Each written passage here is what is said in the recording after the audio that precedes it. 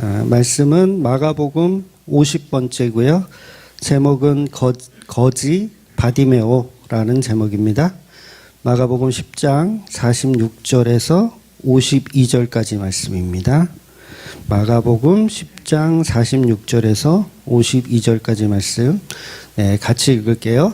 그들이 여리고에 이르렀더니 예수께서 제자들과 허다한 무리와 함께 여리고에서 나가실 때에 디메오의 아들인 맹인 거지 바디메오가 길가에 앉았다가 나사렛 예수시란 말을 듣고 소리질러 이르되 다윗의 자손 예수여 나를 불쌍히 여기소서 하거늘 많은 사람이 꾸짖어 잠잠하라 하되 그가 더욱 크게 소리질러 이르되 다윗의 자손이여 나를 불쌍히 여기소서 하는지라.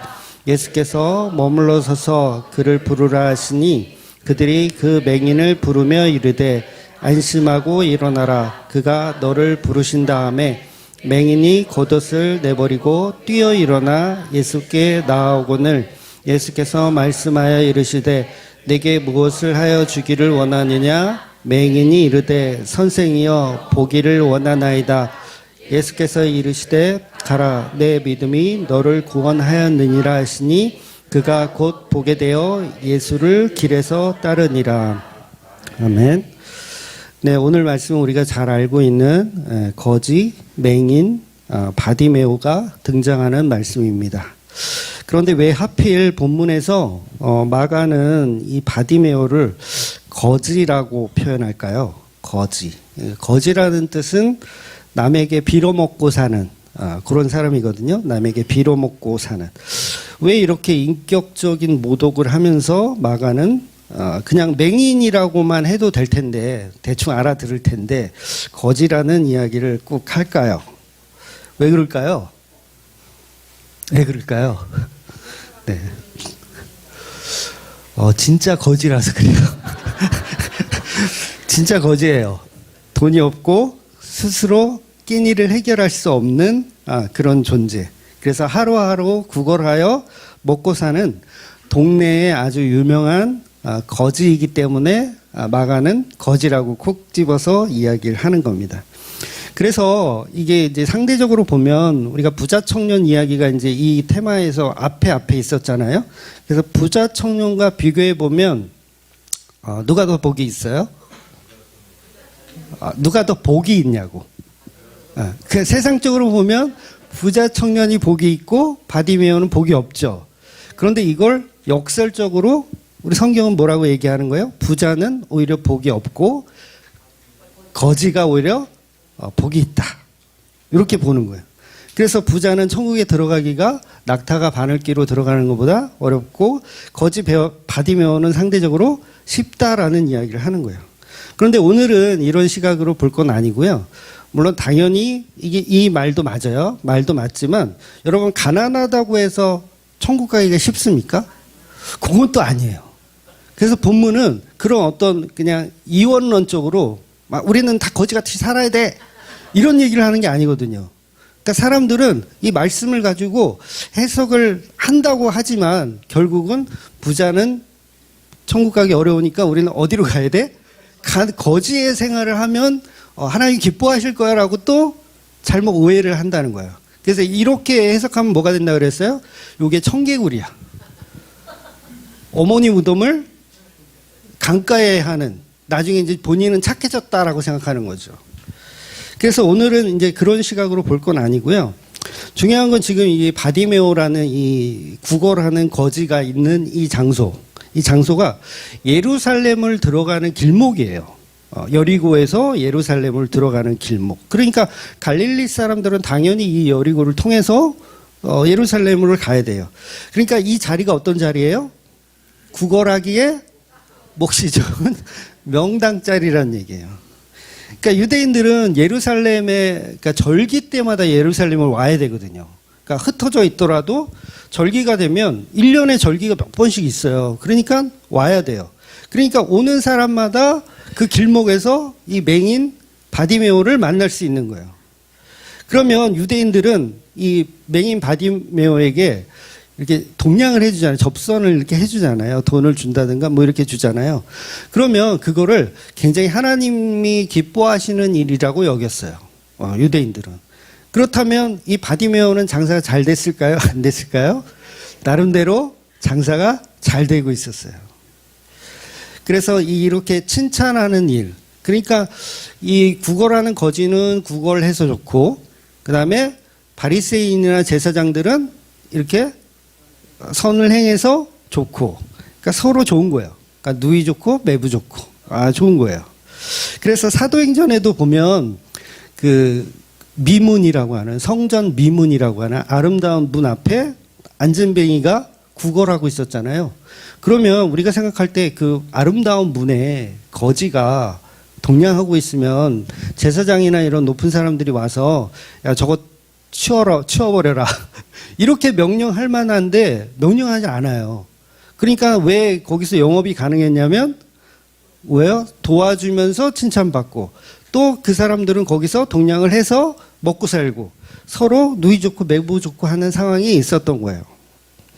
그래서 이런 구제 활동을 유대인들은 선한 행위로 여겼기 때문에 구제를 많이 하면 많이 할수록 믿음이 좋은 사람이라고 칭찬을 받았습니다. 그래서 예수님도 부자 청년한테 그 얘기한 거예요. 다 네 재산을 가난한 사람들에게 주고 와라 했을 때 가난한 사람들이 없으면 어떡할 거예요? 없으면 이거 줄 데가 없잖아. 그러니까 그 사람들이 있음으로 인해서 서로 공생 관계를 유지하고 있는 상황인 거예요. 그래서 사실 오늘날도 똑같아요. 오늘날도 교회가 밖에 나가서 구제하고 봉사하는 이 일을 하나님이 이제 기뻐하신다라고 이렇게 생각하는 그게 옛날이나 지금이나 똑같다는 거예요. 아무튼 그래서 이 길목은 바디메오에겐 동냥이 아주 잘 되던 그런 좋은 장소라는 거예요. 그래서 이 거지라는 표현은 물론 청년과 비교해 보면 버릴 것이 없는 어떤 청년은 버릴 게 많은 사람이고 바디메오는 버릴 것이 없는 사람이다. 이렇게 표현하기는 하지만 그보다는 이 바디메오에게도 나름대로 이 장소는 버리기 어려운 그런 장소라는 걸 이야기한다는 거죠. 그러니까 바디메오는 이 지역에서 모르는 사람이 없는 굉장히 유명한 사람이라는 거예요. 이것을 어떻게 알 수 있냐면 보통 성경이 그 문둥병자나 아니면 뭐 소경이나 이런 사람들의 이름을 얘기하는 경우는 거의 없어요.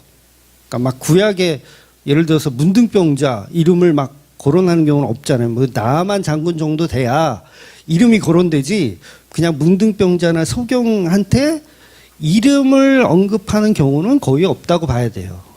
그러니까 이 바디메오도 사실 마가복음에만 이름을 언급하지 다른 복음서에서는 이름이 나올까요? 이름이 안 나와요. 그냥 맹인이라고만 나와요. 그런데 마가복음에서는 바디메오의 이름을 알려주고 있어요. 이 얘기는 이 친구는 유명하다 안 유명하다? 유명하다는 얘기를 하는 거예요.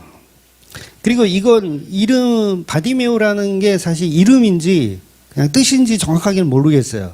그러니까 이게 바디메오란 뜻이 뭐냐면 디메오의 아들이란 말이거든요. 디메오의 아들. 그러니까 그 아버지는 더 유명한 거죠.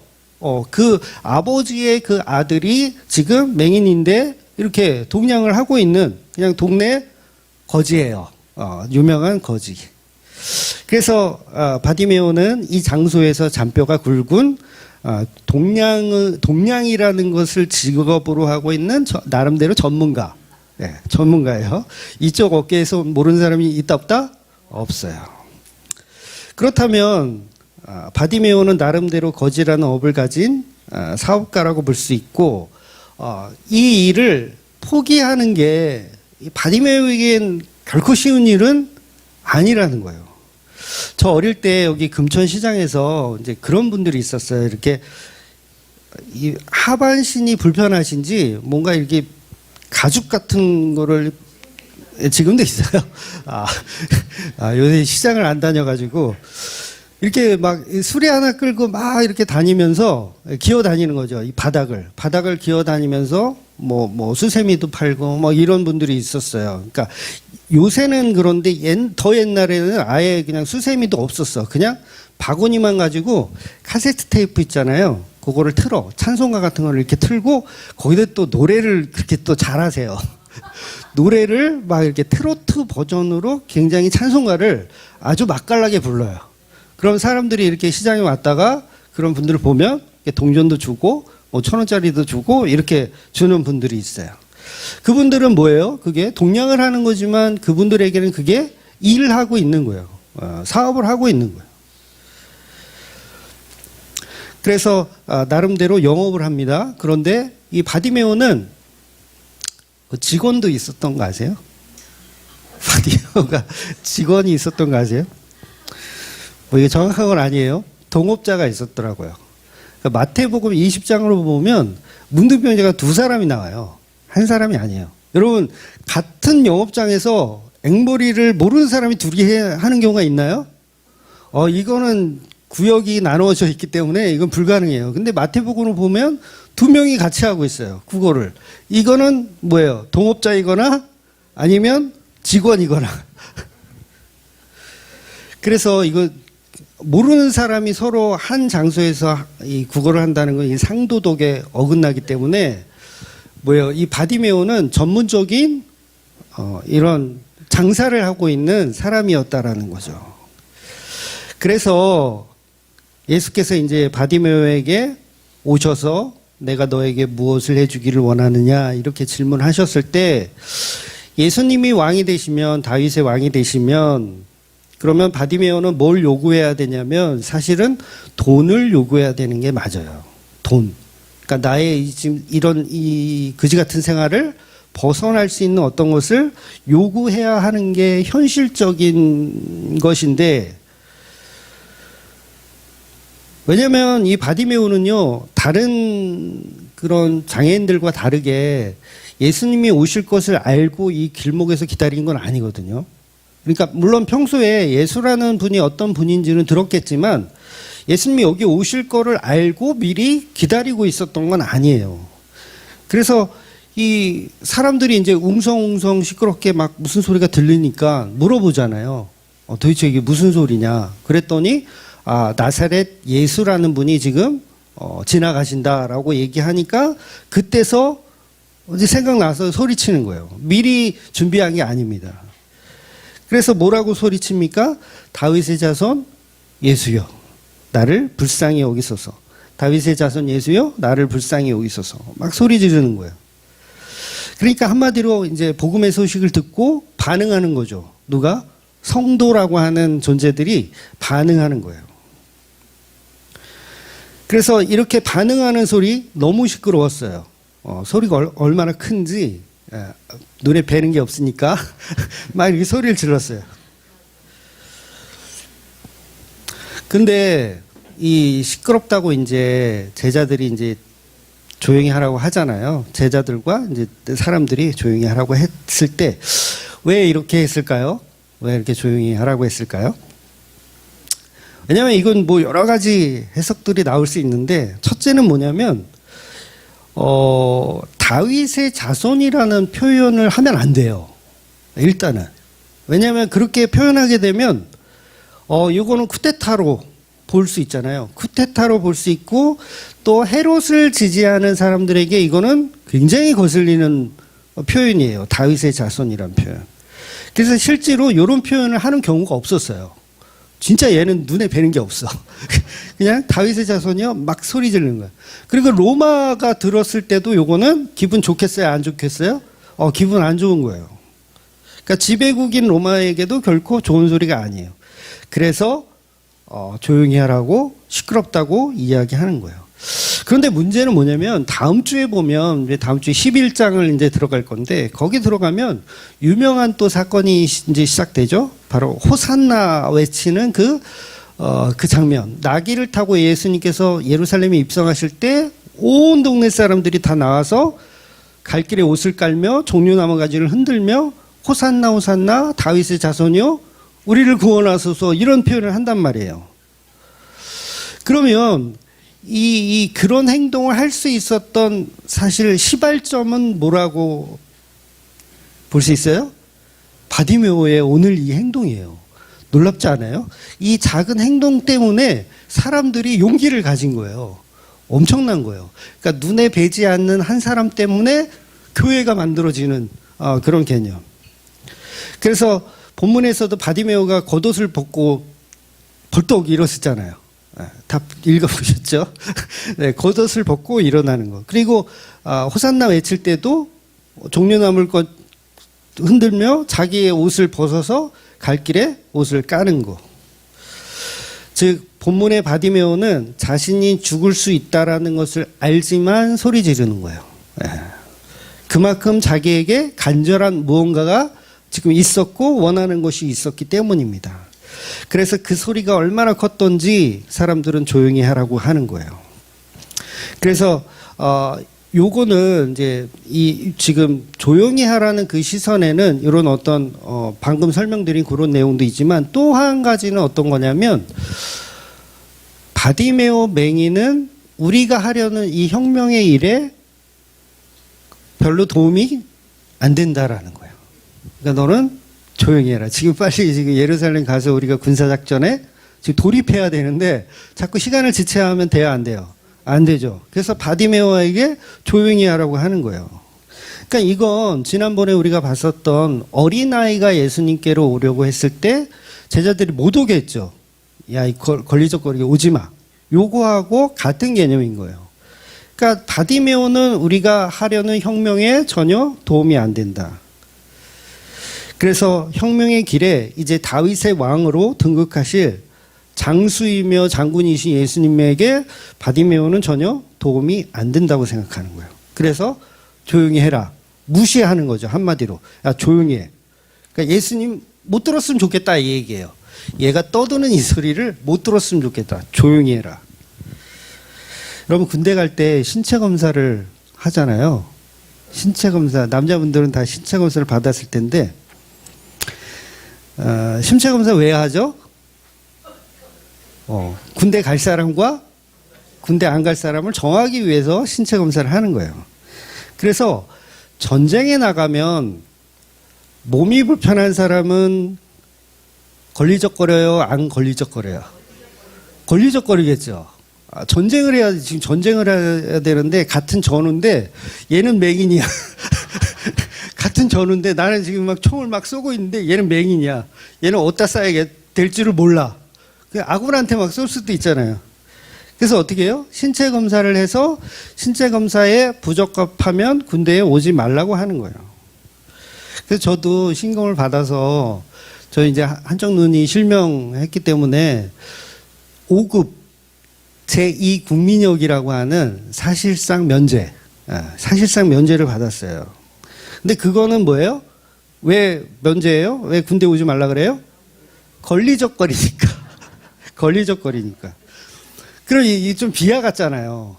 자기 비하 같지 않으세요? 걸리적거 아니야. 이건 장애인들을 배려하는 거지. 걸리적거려서가 아니야. 라고 생각할 수 있죠. 아니야. 이건 장애인을 배려야. 걸리적거리는 게 아니야. 걸리적거리는 게 아니면 우리는 너가 와도 걸리적거리지 않아. 와도 돼. 라고 하면 저한테 물어봐야죠. 너 군대 올래? 너 지금 너의 신체 상태가 부적합인데 그래도 너 군대 올래? 라고 저한테 물어봐야죠. 그걸 물어봐서 제가 나 안 걸리적거려? 그럼 나 갈게 라는 결정권을 나한테 줘야 그게 걸리적거리지 않은 장애인을 위한 배려가 되는데 저한테 안 물어보더라고요. 너는 그냥 5급이니까 너는 면제야. 군대 오지 마. 이러더라고요. 그 얘기는 뭐예요? 걸리적거린다는 얘기예요. 너가 군대 오면 걸리적거려. 너 눈도 제대로 안 보여서 막 아무데나 막 총 쏘고 이러면 우리 골치 아파. 그러니까 너는 오지 마라고 하는 거예요. 그러나 지금 이 바디메오는 뭐예요? 우리가 하려는 혁명에 너는 걸리적거려. 골치 아파. 그러니까 너는 그냥 길에서 동냥이나 하고 있어. 이건 거예요. 그래서 조용히 하라고 하는 거예요. 그러니까 바디메오 기분 좋겠어요? 안 기분 좋겠어요? 기분 안 좋아요. 제가 초등학교 때, 중학교 때까지 꿈이 군인이었어요. 여러분, 또리 장군 아세요? 또리 장군의 영향을 받아서, 막 이게, 또리 장군의 상대편이 뭔지 아세요? 여우, 늑대, 멧돼지, 이런 거예요. 아, 기억을 못 하시는구나. 그래서 그런 것도 이렇게 때려잡는, 그런 어떤 꿈을 키워왔는데, 군대에서 오지 말래. 걸리적거린다고. 예비군도 안 시켜줘요. 그래서 친구들 예비군 훈련 받을 때 저는 민방위 훈련 받았어요. 너는 오지 마라.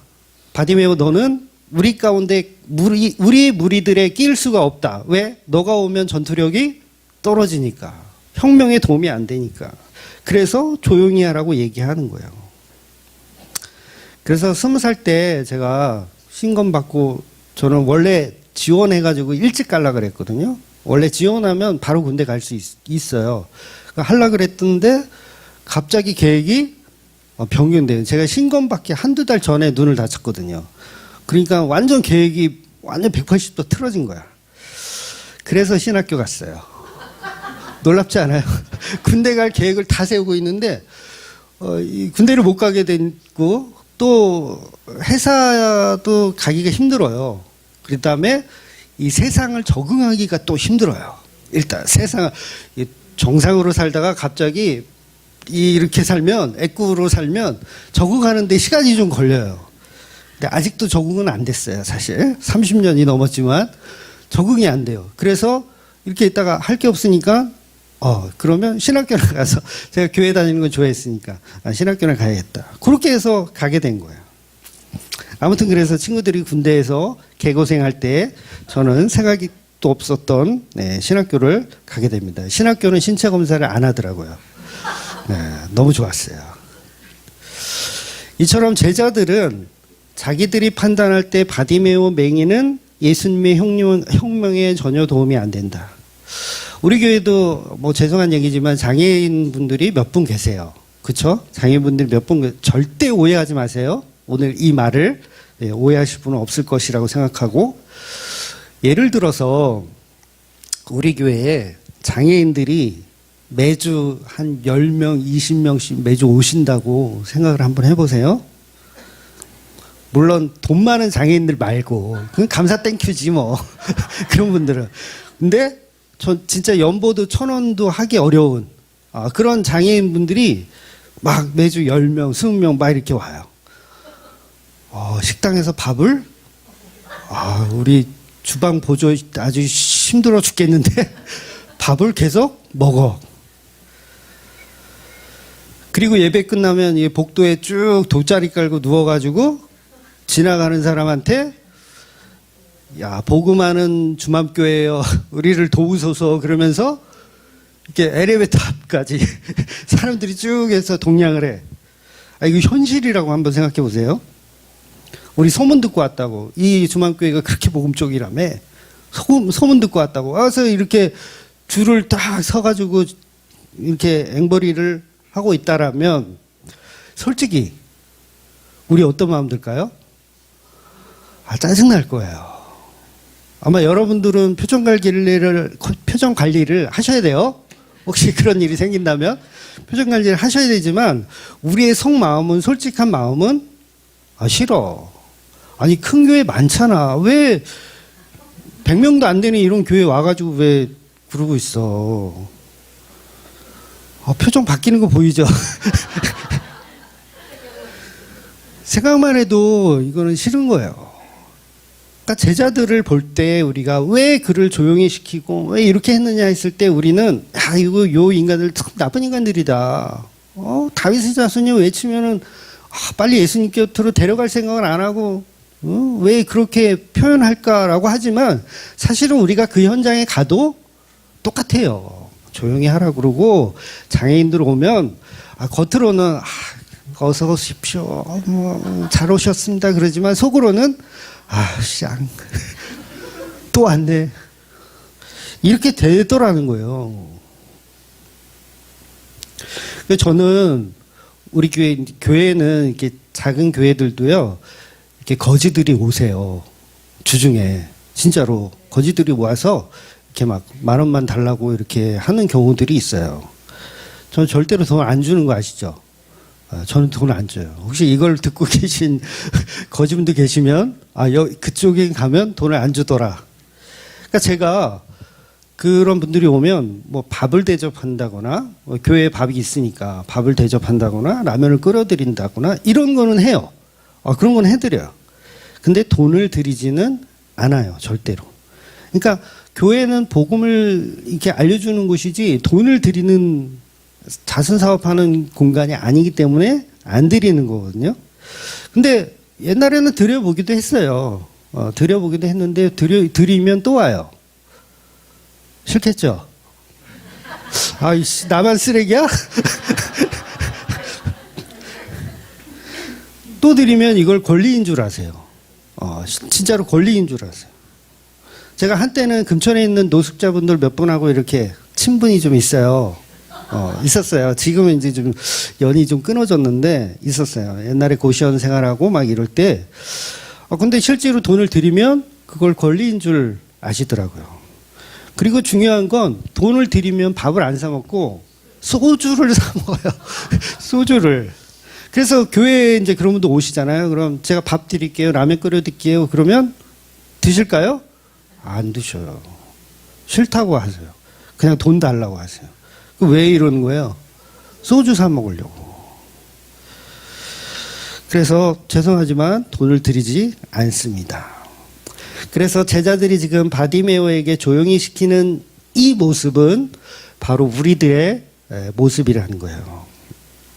그래서 우리가 제자들을 흉볼 게 아니라 이게 우리의 모습이라는 거예요. 바디메오는 예수님의 혁명에 도움이 되지 않는다. 장애인들이 많이 와가지고 이렇게 있으면 교회에 도움이 되지 않는다라고 생각하는 게 우리의 모습이라는 거예요. 그래서 본문의 이 말씀을 결론으로 미리 말씀을 드리면 눈이 멀쩡한 제자들이나 예수님을 따르면서 종려가지를 흔들며 호산나를 외치는 사람들이나 자기들은 예수님에게 도움이 된다라고 생각하지만 큰 착각이라는 거예요. 제자들은요, 자기들이 예수님한테 큰 도움이 될 거라고 생각을 하고 있어요. 그게 큰 착각이라는 거예요. 아마 저와 여러분도 마찬가지일 거예요. 우리가 복음을 위해서 신앙생활하고 복음을 위해서 예수를 믿고 복음을 위해서 산다라고 하지만 내가 그래도 복음 하니까 예수님께 큰 도움이 되고 있구나라고 생각하는 그 순간에 그 자체가 교만이요 착각이라는 거예요. 얼마든지 예수님은 누구를 들어서든지 복음은 전해지게 하실 거예요. 그러니까 우리는 아무 가치를 챙길 수가 없는 존재라는 거죠. 그러니까 혁명을 통해서 야고보와 요한이 한 자리씩 달라고 보상을 요구하는 것이나 바디메오가 예수님께 한 푼 줍쇼 하는 것이나 다를 게 없어요. 똑같은 거예요. 그런데 오히려 이 맹인 바디메오는 제자들과 다르게 한 푼 줍쇼를 요구하지 않고 보기를 원합니다라는 걸 요구하더라는 거예요. 그러니까 바디메오는 성도의 대표로 지금 표현되어지고 있는 거예요. 그래서 교회는 장애인이 오든 비장애인이 오든 한 영혼이든 소중히 여기는 마음이 필요한데 제자들과 저와 여러분은 그러지 못하더라는 거예요. 참 이게 현실입니다. 우리가 그걸 바꿔서 잘해보자 이런 얘기는 아니에요. 우리의 죄성이 얼마나 위대한가를 이야기하고 있는 거예요. 그러니까 예수님을 바라보고 그분이 하시는 일에 우리가 환영하고 기뻐하기보다는 일단 우리는 우리의 밥그릇을 챙기기 마련이라는 거예요. 옛날에 TV 프로를 언뜻 봤는데요. 제주도였던 것 같아요. 제주도에서 돈가스 집이었던 것 같은데 돈가스 집에서 그 돈가스를 사 먹기 위해서 새벽부터 줄을 쓰더라고요. 그렇지. 새벽부터 줄을 쓰는 정도가 아니라 아예 그 전날 와가지고 텐트를 치고 이렇게 기다리는 그 프로를 제가 본 것 같아요. 그 나중에는요 텐트 대여하는 업체가 생겼더라고요. 진짜로 텐트 대여하는 업체가 생겼다고 하더라고요. 서울에 있는 사람도 비행기 타고 제주도 가서 그 새벽 줄 서고 있다가 돈가스 먹고 올라오는 거예요. 서울로. 아, 우리 교회도 토요일 밤에 이렇게 텐트 치고 여기 주무시는 분들이 좀 있으면. 그러니까 이 말씀과 예배에는 인간들이 관심이 없는데 고작 돈가스 처먹는 거를 그렇게 열광을 하는 거라는 거죠. 그러니까 본문에서 이야기하고 있는 진짜 소경은 야고보와 요한이 진짜 소경인 거예요. 그리고 우리가 진짜 소경이고. 그래서 바디메오에게 예수님이 내 믿음이 너를 구원했다고 하시는 이유가 뭐냐면, 바디메오는 뭘 알고 있냐면 내가 소경임을 아는 거예요. 굉장히 영적 메시지로 굉장히 중요한 겁니다. 나는 소경입니다예요. 여러분들은 뭐 해야 돼요? 영적으로 소경입니다예요. 그러니까 자기가 소경인 줄 아는 자가 사실은 믿음이 있는 거예요. 자기가 소경인 걸 아는 자. 그러니까 나는 죄인입니다를 인정하는 분이 사실은 의인이 되는 거고, 나는 의인입니다. 구제봉사 많이 해서 나는 의인입니다라고 생각하는 자가 오히려 죄인이에요. 그러니까 장애인들이 막 몰려와가지고 막 여러분 승질나죠. 승질나는 이게 얼마나 내가 악한가를 아는 게 믿음 있는 거예요. 근데 장애인들이 막 10명, 20명 왔는데 사랑해 눈으로 다 보듬고 진심을 가지고 내가 진심을 가지고 그들을 대접하고 난 좀 훌륭한 신앙인인 것 같다라고 하는 고인간이 죄인인 거예요. 그러니까 예수님은 이렇게 역설적으로 설명을 하시더라는 거예요. 역설적으로. 인간의 어떤 내면을 아주 갈기갈기 찢으세요. 아주 빨개 벗겨요. 빨개 벗겨. 그래서 지난주 본문의 말씀을 제가 잠깐 읽어드리면 33절에 보면 43절에 보면 너희 중에는 그렇지 않을지니 너희 중에 누구든지 크고자 하는 자는 너희를 섬기는 자가 되고 너희 중에 누구든지 으뜸이 되고자 하는 자는 모든 사람의 종이 되어야 하리라 라고 말씀하시는 거예요. 그래서 본문의 거지 바디메오가 다윗의 자손, 즉 앞으로 왕이 되실 분을 만났으면 상식적으로 요구해야 될 것은 바로 돈이에요. 금전적인 건, 내 생활의 형편 이런 건데 그렇게 은과 금을 요구하지 않고 보기를 원합니다라고 이야기하더라는 거예요. 보기를 원한다는 의미는 나는 소경입니다. 나는 아무것도 할 수 없는 그런 존재입니다를 낮추더라는 거예요. 그러니까 나는 소경인데 소경입니다예요. 나는 소경인데 소경입니다예요. 그래서 이 본문은요, 바디메오에게 주시는 메시지가 아니에요. 누구한테 주시는 메시지냐면 제자들에게 주시는 말씀이에요. 너희들은 소경이고 바디메오보다 더 소경이다 라는 이야기를 하는 거예요. 그러니까 제자들에게 주는 메시지라면 뭐예요? 오늘날 우리 교회들에게 주시는 메시지라는 거죠. 너희들은 뭐예요? 바디메오 보며 조용히 해라. 너희는 혁명에 도움이 안 된다. 우리 주맘교회가 크는데 너희 장애인들은 도움이 안 된다 라고 하는 우리가 개쓰레기들이라는 거죠. 그래서 제자들에게 주시는 말씀. 그래서 바디메오는 육체적으로는 소경이지만 소경이 아니고 영적으로는 이 바디메오가 눈을 떠서 보는 자이고 소경은 너희들이다. 예수를 안다고 잘난 척하고 있는 너희들. 주맘교회에서 복음 안다고 하는 너희들이 맹인이다라는 이야기를 하고 있다라는 거죠.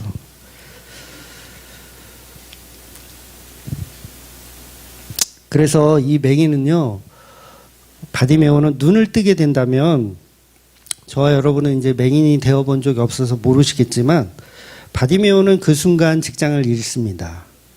눈을 뜨는 순간 직장을 잃어버리고 더 이상 동양 사업을 못해요. 그러니까 바디메오는 가치가 없다라고 생각하면 안 돼요. 바디메오 이거 그지 뭐 이거 무슨 가치가 있어. 가치가 있어요. 나름대로 가치가 있는 거예요. 그래서 이 거지는 눈을 뜨는 순간 자기가 먹고 살 일이 막막해요. 그래서 이 바디메오는 예수님 그럼에도 불구하고 예수님에게 돈을 요구한 게 아니라 눈을 뜨기를 원한다고 요구하는 거예요. 직장이 잃어도 상관없다는 거죠. 그러면 이렇게 또 해석할 수 있잖아요. 아이, 목사님, 그거는 눈을 뜨고 나면 돈을 더 잘 벌 수 있으니까 눈을 뜨려고 한 거 아닌가요? 이렇게 해석할 수 이렇게 질문할 수 있잖아요. 그러면 저의 답변은 이렇게 되거든요. 그렇다면 눈을 떴으면 바디메오는 어디로 가야 되냐면 집으로 가야 돼요. 누구한테 제일 먼저 가야 될까요? 디메오라고 하는 자기 아버지한테 제일 먼저 달려가요. 저라면 제일 먼저 갔을 거예요. 아버지, 나 이제 새로 개업할 일이 또 생겼어. 이제 이거 때려쳐도 돼. 더 좋은 일을 할 수 있어. 왜? 나 눈을 떴기 때문에 더 크고 더 대단한 일을 할 거야. 그러면서 아버지한테 갔을 거예요. 아버지는 그래도 이름도 있는 사람이기 때문에 충분히 이 아들에게 또 다른 사업을 제공해 줄 수 있을 만한 여력이 될 만한 사람으로 우리가 추측할 수 있잖아요. 그런데 바디메오는 집으로 간 게 아니라 예수님 따라갔단 말이에요. 이 얘기는 뭐예요? 이 바디메오가 원했던 것은 돈이나 어떤 금전적인 이런 게 자기의 성공이나 이런 게 전혀 아니었다라는 얘기를 하는 거예요. 그래서 겉옷을 벗어버린 바디메오. 예수님 분명히 이렇게 말씀하셨거든요. 가라. 어딜 가라는 거예요? 집에 가라는 거죠. 네 부모와 네 형제가 있는 그곳으로 가라.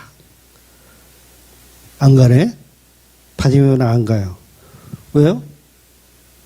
처음부터 목적이 은과 금이 아니었기 때문에 그래요.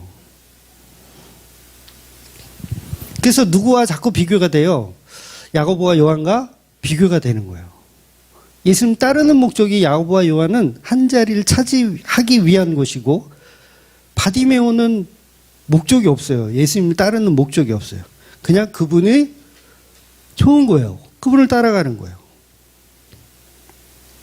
그래서 제자들은 예수님을 따르는 것이 돈과 명예와 권력을 갖기 위해서인데 성도 바디메오는 겉옷을 던져버리고 은과 금을 구하는 것이 아니라 진리이신 예수님이 어디로 가시든지 그분이 예루살렘으로 가시면 예루살렘으로 따라가고 갈릴리로 가시면 갈릴리로 따라가고 그분이 십자가를 지고 가시면 십자가를 지고 따라가고 이렇게 돼버리는 거예요. 그럼 결과적으로 바디메오가 눈을 뜨고 싶었던 이유는 예수님을 보기 원했던 거예요. 예수님 보기 원했던 거. 여러분 이건 무리한 해석이 아닙니다. 이게 성도예요. 이게 성도의 모습이에요. 성도는 이 지경으로 될 수밖에 없어요. 제자들처럼 나는 배도 버리고 그물도 버리고 예수님 따랐잖아요. 자랑하는 것이 아니라 나는 예수님이 좋아요. 예요. 좋아요. 그분을 보기를 원합니다. 어디로 가는지 보여야 될 거 아니에요. 그래서 눈을 뜨기를 원합니다 하는 거예요.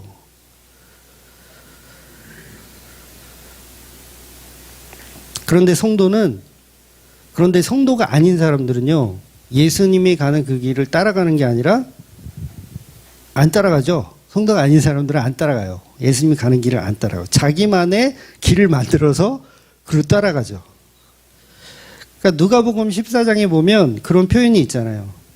이제 잔치를 베푸는데 이제 오라고 잔치에 다 초대를 했어요. 그랬더니 사람들이 나는 밭을 샀음에 밭에 가서 일을 해야 되고 얼마나 잘 이 밭이 좋은지 보아야 되고 소도 5겨리를 샀으니 이거 테스트 시운전을 해야 된다고 가버리고 나는 결혼해서 장가 들었으니 이제 신혼이라서 꿀 같은 신혼을 즐겨야 하기 때문에 못 간다라고 하고 그래서 결국 누구를 초대합니까? 그 테마에서 가난한 자, 몸이 불편한 자, 맹인들과 저는 자를 잔치에 채우는 거예요. 놀라운 것은 그렇게 채워도 자리가 남는다, 모자른다? 자리가 남아요. 온 동네 장애인들 다 모여다가 했는데도 자리가 남아요. 그만큼 영적으로 눈뜨지 못한 사람들은 차고 넘쳐 나더라는 거예요. 그래서 진리를 향해 인간들은 발걸음을 떼지 못하는 겁니다. 돈가스를 먹으러 제주도까지는 가지만 예수님이 계신 곳에는 오기 싫어하는 거예요. 우리의 현실이라는 거죠. 그런데 성도는 이 바디메오처럼 예수님이 진리라는 것을 발견하는 순간 겉옷을 벗어버리고 자기 동양 그릇도 던져버리고 예수님을 따르게 된다는 거예요. 진리로 눈을 뜨는 거죠. 진리로 눈을 뜨는 거. 그래서 이런 바디메오는요, 예배 드리지 말라고 해도 예배 드리고, 교회 안에 악어들이 우글거려도 상관없고, 상관없고. 그래서 진리로 눈뜬 바디메오가 같은 사람은 절대로 이 제자들처럼 돈과 명예와 권력을 요구하지 않아요. 주장하지 않아요. 그냥 주님으로만 충분합니다 해요. 그래서 우리는 바디메오와 같이 주를 보기를 원합니다. 그런 기도를 해야 되는 거죠. 주를 보기를 원합니다. 내가 보기를 원합니다. 그런데 오늘날 목사들이 오늘 본문을 어떻게 해석하냐면 막 소리 질렀잖아요. 바디메오가. 그러니까 예수님께 떼를 써야 된다.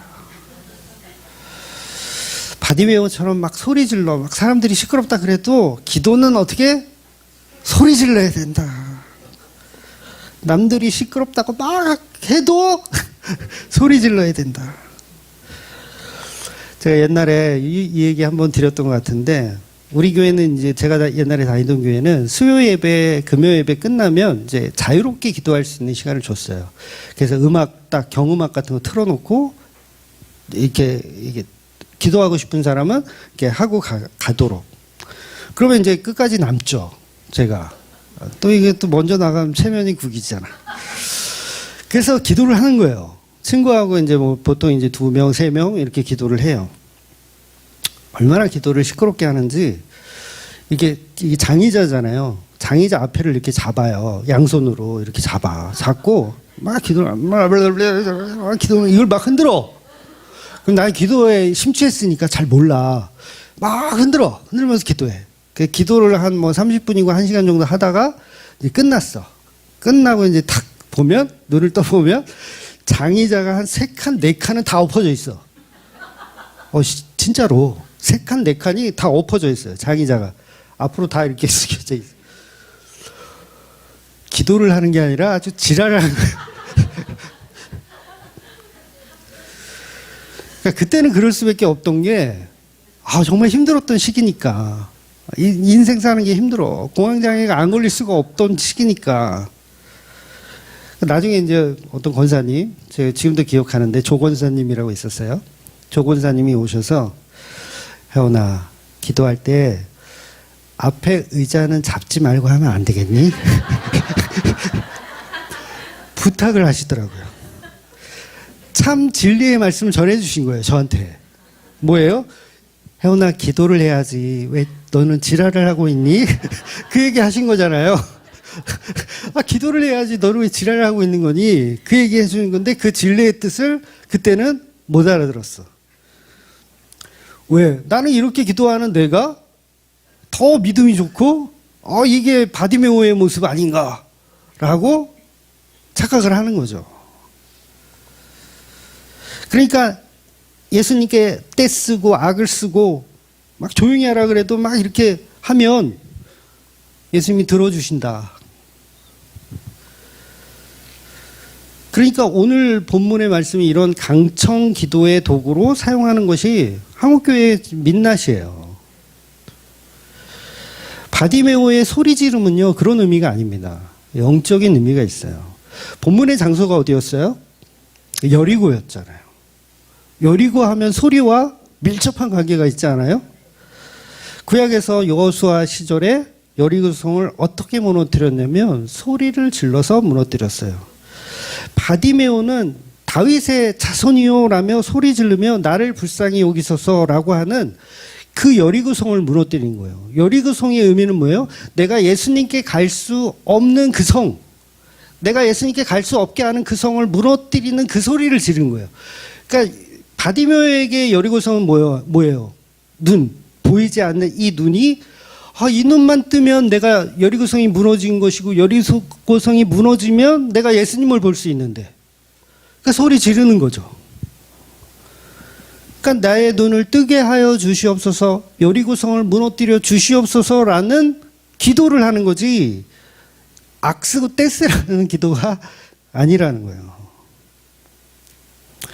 그래서 엄밀히 따지면 예수님이 바디메오를 소리 지르게 만드신 거예요. 그래서 여호수아라고 하는 예수님이 이스라엘 백성에게 소리 지르라, 소리 지르라, 소리 지르게 만들어 주신 거예요. 즉 예수님이 일부러 바디메오 앞에 나타나서 너는 내게 부르짖으라 이렇게 얘기하는 거죠. 너는 내게 부르짖으라. 내가 내게 응답하겠고 크고 비밀한 일을 내게 보이리라. 이 말씀을 하시는 것과 같죠. 그 비밀은 뭐예요? 사실 십자가죠. 십자가에 가는 그 비밀의 길을 내가 너한테 보여주겠다. 그러니까 복음을 가진 그 예수님이 우리 앞에 찾아오시면 우리는 그분 앞에 옷을 벗고 소리 지를 수밖에 없는 거예요. 나의 벽을 무너뜨려 주시옵소서, 여리고를 무너뜨려 주시옵소서, 내가 예수님을 뵙기를 원합니다. 그래서 바디메오의 이 상황, 이 현장 속으로 들어가 보면 내가 보기를 원합니다 했잖아요. 바디메오가. 예수님이 내가 뭐 해줄까 했더니 바디메오가 내가 보기를 원합니다. 과연 이게 어떤 느낌이었을까라고 저 나름대로 한번 상상을 해봤어요. 어떤 느낌이었을까. 그러니까 51절 본문을 보면 예수께서 말씀하여 이르시되 내게 무엇을 하여 주기를 원하느냐 했을 때 맹인이 이르되 선생이여 보기를 원하나이다 라고 말했어요. 선생이여 보기를 원하나이다. 그런데 이 느낌이 저라면 저는 이렇게 말했을 것 같아요. 선생이여 보기를 원합니다가 아니고 예수님 당신을 보기를 원합니다. 저는 그렇게 표현했을 것 같아요. 예수님 당신을 보기를 원합니다. 어차피 둘 다 눈 뜨게 해달라는 거잖아요. 제가 좀 야갔나요? 결과는 똑같아요. 눈을 뜨는 거예요. 그러나 느낌은 전혀 달라요. 그러니까 이게 헬라어 해석이 어떻게 되는지 제가 찾아봤는데 뭐 문자적으로는 그런 해석까지는 조금 힘든 것 같아요. 그러나 결과적으로 보면 바디메오가 집으로 가지 않고 예수님을 따랐다는 건 결과적으로 지금 이 51절의 뉘앙스가 뭐예요? 내가 단순히 그냥 눈을 뜨는 게 목적이 아니라 내가 예수님을 보기를 원한답니다라는 고백으로 예수님이 만들어버리시는 거예요. 이해가 되시죠? 나는 이 세상을 볼 수 있는 그 눈을 원했지만 예수님이 보실 때 너는 성도이기 때문에 너는 나를 볼 수 있게 내가 해주겠다. 이게 크고 비밀한 일이잖아요. 복음을 볼 수 있는 그 일. 그래서 바디메오는 곧장 집으로 달려가지 않고 예수님을 따라가더라는 거죠. 그래서 결국은 내가 눈을 떠 예수님의 얼굴을 보기를 원합니다. 이 느낌이 해석되어져야 된다는 거죠. 누가? 우리 모든 성도들은 그렇게 해석되어져야 된다는 거예요. 그래서 혹시 이런 번역 버전이 있나 찾아봤는데 없더라고요. 네. 없더라도 뭐예요? 결론은 그거였다는 거죠. 그렇게 만들어내신 예수님. 그러니까 야고보와 요한하고 비교해 보면 완전히 다른 모습이에요. 누가 소경인가? 라고 했을 때 야고보와 요한이 소경. 제자들이 청개구리. 바디메오와 그 직원은 복음에 이제 눈을 뜬 자. 참 개구리. 청개구리들은 예수를 통해서 돈과 명예와 권력을 구하려고 하지만 참 개구리들은 그냥 예수님의 얼굴을 구하는 거예요. 당신을 보길 원합니다. 당신을 따라가길 원합니다. 그래서 지난주 말씀처럼 바디메오는 섬기는 자가 되려고 하는 것이고 맹인은 동냥을 하는 자리에서, 즉 이 동냥을 하는 자리도 사실은 섬김을 받는 자리거든요. 동냥을 하니까 섬김을 받는 자리거든요. 그 자리에서 섬기는 자리로 이제 가는 거예요. 예수님 따라가는 거예요. 왜 따라갈까요? 더 이상 요구하는 게 없잖아요. 뭐라도 도움이 될까봐 따라가는 거예요, 예수님한테. 예수님한테 더 뭔가 얻어낼 게 있어서 따라가는 게 아니에요. 뭔가 좀, 그 혁명의 일에, 물론 아직 복음을 잘 모를 수도 있어요. 그러니까 그 혁명의 일에 내가 도움이 될까봐 쫓아가는 거예요. 그럼 섬김을 받는 자에서 섬기는 자로 바뀐 거죠. 어렵나요? 제가 설명을 제대로 하고 있나요? 네. 그래서 오늘 본문을 통해서 저와 여러분도 영적으로 예수님의 얼굴을 보기를 원합니다. 내 눈을 열어주셔서 날마다 예수님 보기를 원합니다. 이런 고백을 하시는 저와 여러분이 되시기를 주의 이름으로 축원드리겠습니다. 아멘. 기도하겠습니다.